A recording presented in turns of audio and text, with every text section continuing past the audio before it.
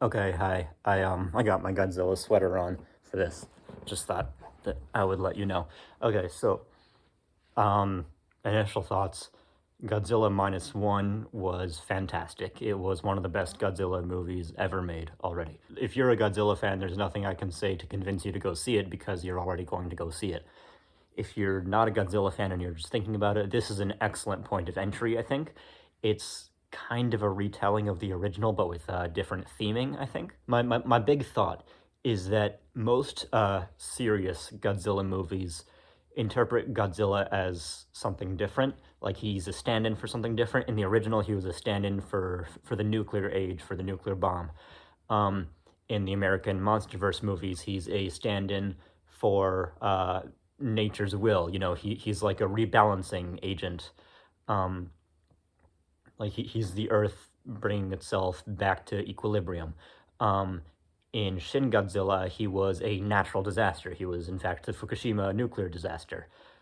You know, the combined tsunami and flooding and nuclear disaster and government ineptitude. In this one, I think it was fairly novel because I interpreted it as Godzilla as war. Um, it took me a bit to reach that conclusion. It was about halfway through when it hit me.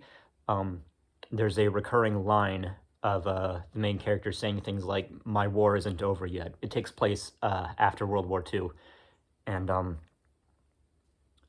even after that's over, of course, the main character will be saying things like "My war isn't over yet," um, and that's about when it hit me that this is a movie about war and what war does to us, the trauma of war.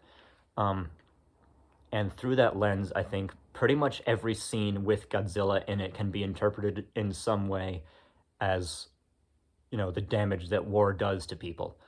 Um, like he's trauma, he's guilt, he's survivor's guilt. The main character's arc is primarily about survivor's guilt. Even the first time we see him, it's a traumatic event during a war. The second time we see him, its characters trying to clean up the destructive remnants of war.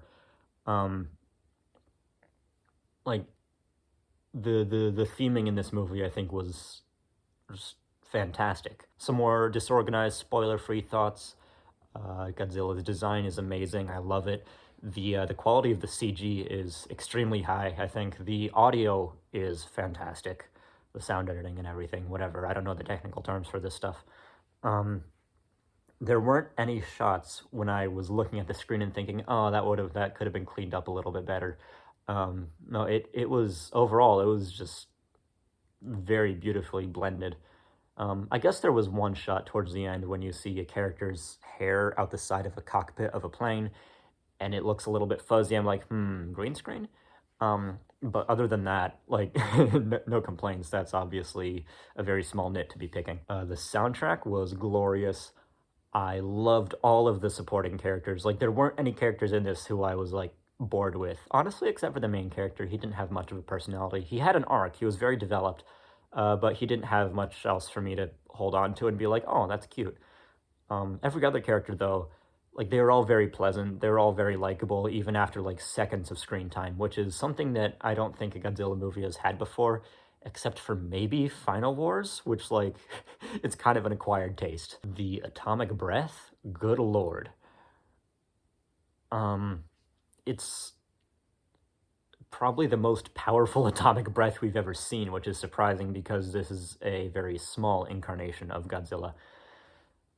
It was awe-inspiring. I'm still not over it. Like the way those shots were directed, the way the sound was mixed. You'll know it when you see it. It's incredible. Um, Another thing I really liked about it is that it showed you the people affected by this. It wasn't just like anonymous crowds of people running and screaming from a big monster. It places you in those crowds. It places you in the vehicles that are getting chomped and stepped on. Like you see the fear in their faces. Like you see the moment people get crushed underfoot. It's it's a very intimate, personal look at what this kind of event does to people. I really appreciate that about it.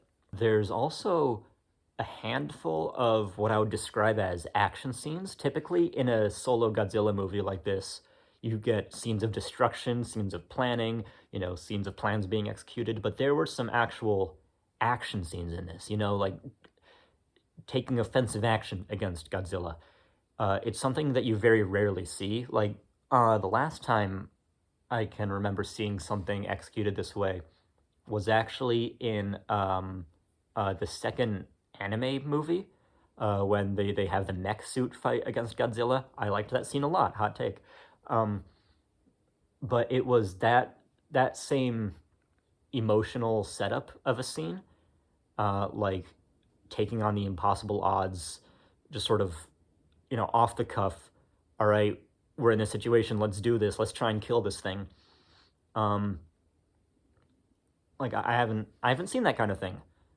I haven't seen all the Godzilla movies, so I could be wrong, but it is, I think, fairly rare that we get such a look at like offensive action against Godzilla, like in the trenches, in the dirt, in the moment, face to face with him, and like still fighting back. It was very cool to see. That was one of the best scenes, I think, out of the entire franchise. Um, okay, I don't have any kind of conclusion prepared. Go see the movie. Go see the movie. It was a good movie. They did a good job on the movie. It was really good. Go watch it.